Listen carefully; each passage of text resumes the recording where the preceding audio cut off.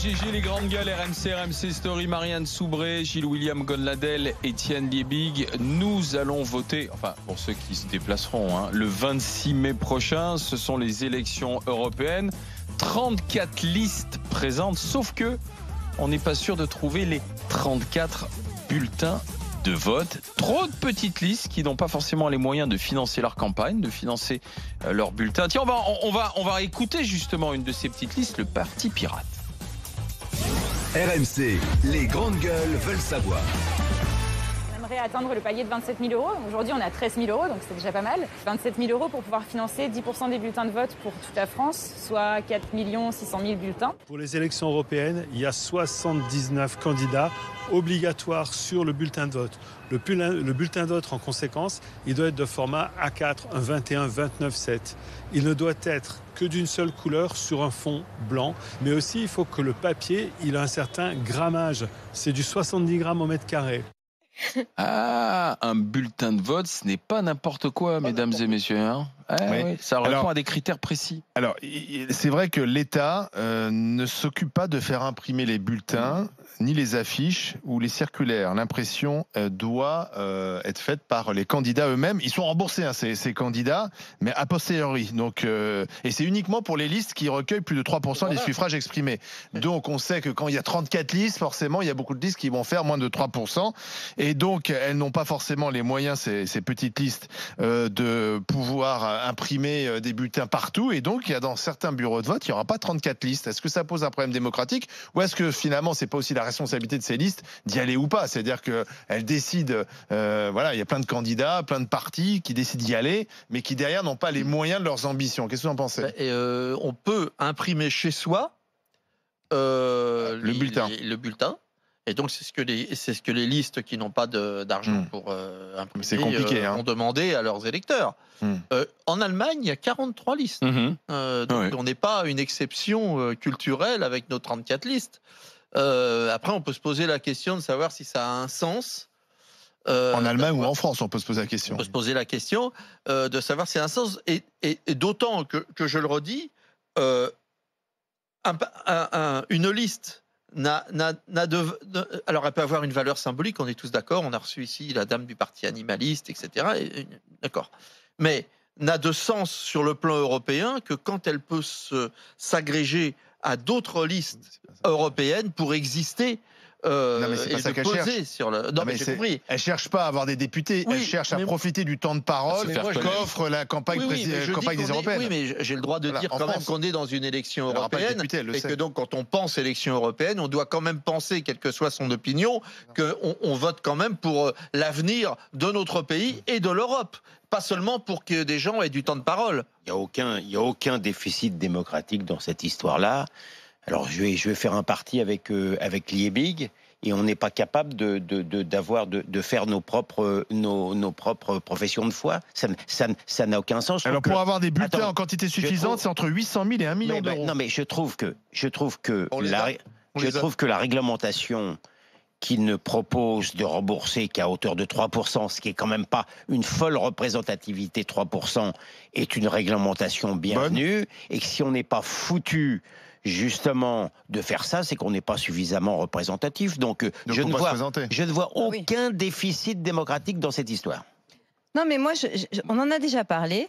Je trouve qu'au moment où on nous dit que la planète est en danger, etc., on en est encore, ça c'est la France. Le papier, les affiches et encore le qui seront papier, déchirées, et les affiches, et là, enfin, et on tue on va abattre... Ben non. On va abattre l'Amazonie, si tu veux, pour des élections européennes. Et moi, je suis dans une ville, je vote dans une ville où ça fait bien longtemps qu'on vote de façon électronique. Et il faudrait qu'on calcule. Si on généralise tout, dans tous les bureaux de vote, les bureaux de vote, et qu'on met le vote électronique, combien ça coûte par rapport au fait de rembourser? Je suis pas sûr que les vieilles personnes aussi soient très à l'aise avec ça. Parce que ceux qui font plus de 3%... En m'incluant dedans. Non mais attends, mais si Gilles William, si j'y arrive, tu y arrives. C'est te servir d'un smartphone. Avec difficulté. Gilles William, ceux qui font plus de 3%, on va rembourser leurs papiers, leurs tracts, leurs machins, leurs bidules. C'est l'argent public. Donc c'est nous qui allons rembourser. C'est nous qui payons tout ça. Pour de l'argent foutu en l'air, alors qu'écologiquement, on devrait être responsable. Une bonne proposition, Marianne Soubré. Sauf que, alors, moi, il y a une ambiguïté qui m'embête un peu dans cette histoire. Moi, je pense que c'est l'État qui devrait imprimer les bulletins de vote de toutes les listes. Attends, je vais au bout. On n'a aucune représentativité, surtout lui. Attends, voilà. 2 secondes. Mais nous, on a 1 million d'euros. Je vais au bout de mon raisonnement. Qui valide les listes? L'État. Il suffit d'avoir juste. À partir du moment où l'État valide les listes et dit ensuite je vous rembourse. On va on prend le truc. Mais c'est quoi le critère de validation? C'est l'État qui les fixe. Donc, mais si tu veux, c'est pareil. C'est derrière, c'est l'Europe, c'est l'État, etc. Donc moi, à partir du moment où c'est l'État qui est du début de la chaîne à la fin de la chaîne, puisqu'il rembourse, autant tout faire tout de suite. Non, moi, messieurs, on vous a validé, on imprime vos bulletins. Mais ça coûte une fortune ton histoire. Il y a une autre. Non, mais c'est l'ancien temps, c'est l'ancien monde. C'est bizarre. Mais non, mais alors à quoi ça sert de valider? Une autre proposition. À quoi ça sert de valider alors ces listes? À quoi ça sert? D'accord. Une autre proposition. C'est idiot. Allons enfants, qui est l'une des listes, d'une des 34 listes, prône le bulletin unique où l'électeur n'aurait qu'à cocher la liste de son choix. On pourrait très bien avoir un bulletin avec les 34 ça, c'est pas mal. Et on coche. Déjà, tu n'as plus qu'un seul bulletin. Ton bulletin, c'est un beau tas en fait, parce que tu dois avoir les 79 recto verso sur du papier recyclé. 79 fois 34. Tu vois, contrairement à ce que tu penses, moi, très honnêtement, parce qu'après c'est une question de pourcentage. Honnêtement, je pense que tu peux valider, tu valides simplement la liste et puis après tu regardes combien il y a. Et là, pour le coup, l'État pourrait prendre en compte. Non, mais sur le bulletin, le problème, c'est que je crois que sur le bulletin, il n'y a pas que le nom de la liste. C'est la liste qui est importante. Mais tu fais le nom de la liste. Mais 79 personnes. Tu dois mettre le nom mais non. juste le nom de la liste. Mais oui, tu mets que le nom de la liste. C'est-à-dire En Marche, Nathalie Loiseau. Puisque tu imprimes les bulletins.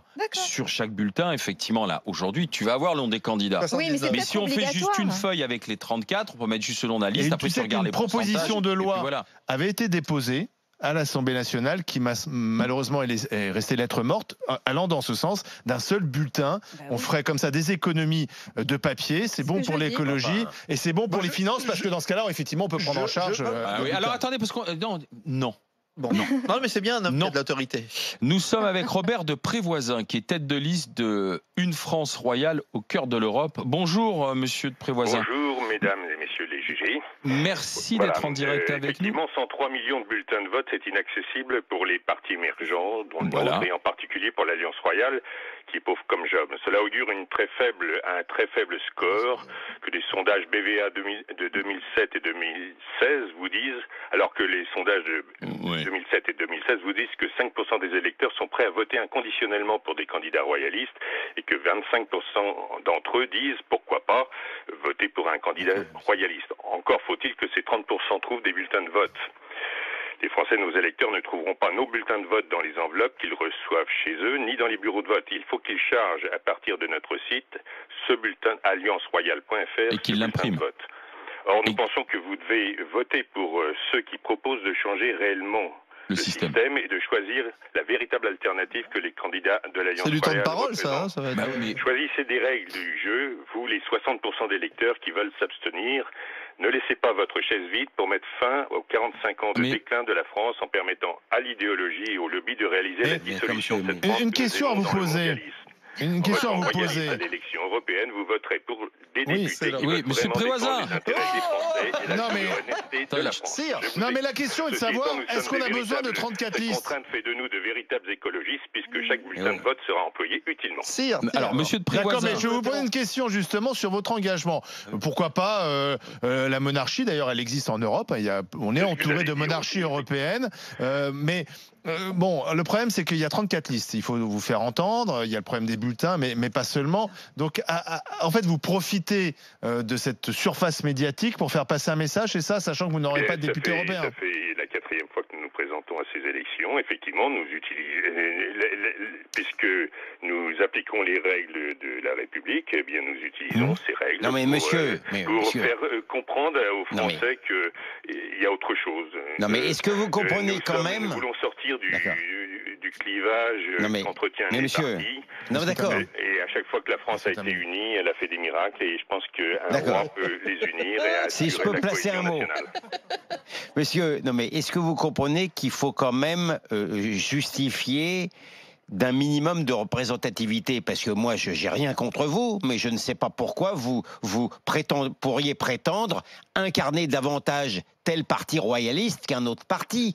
Donc voilà, c'est tout. Pas un parti royaliste plutôt qu'un autre parti. Voilà. Nous voulons sortir du système. D'accord, mais tout d'accord. Aujourd'hui, parce que nous sommes dans un système républicain qui utilise des partis, mais le jour où il y a un roi, les Français sont de l'extrême gauche à l'extrême droite des Français, pourvu qu'ils soient prêts à donner leur vie pour leur pays. Moi, je souhaiterais. Ce qu'on fait d'ailleurs, c'est des courageux soldats que nous honorons actuellement. Non, mais si vous incarnez quelque chose, au-delà du sondage dont vous croyez devoir vous prévaloir, il me semble que vous devriez pouvoir être capable de régler le problème de vos bulletins de vote. Sinon, c'est pas la peine. Téléchargés sur leur site internet. D'accord. Voilà, c'est comme ça que ça se passe. Merci Robert de Prévoisin, merci d'avoir été avec nous.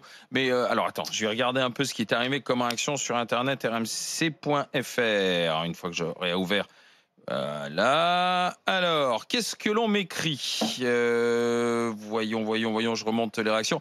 Alors, j'ai Wilfried qui s'interroge effectivement sur drôle d'élection où on a un gouvernement et des pouvoirs publics qui valident des listes et ensuite c'était listes de payer d'abord leur bulletin de vote. J'avoue que j'ai du mal à comprendre le raisonnement et le côté pratique, m'écrit Wilfried sur internet rmc.fr. Je signale quand même, moi, par exemple, je l'ai déjà dit, je suis totalement dégoûté par la façon dont la gauche vient à ces élections. Je trouve que ça me gonfle vraiment de devoir payer pour des gens qui se sont désunis à cause de leur ego surdimensionné et qui arrivent en bande complètement dispersée où on reconnaît plus personne, alors que tous finalement ils ont une idéologie qui est assez proche et parfois on se demande pourquoi ils sont si séparés. Oui. Donc les mecs ils vont faire 4%, 3,5%, 5%, etc. Alors qu'ensemble ils auraient pu faire 17%.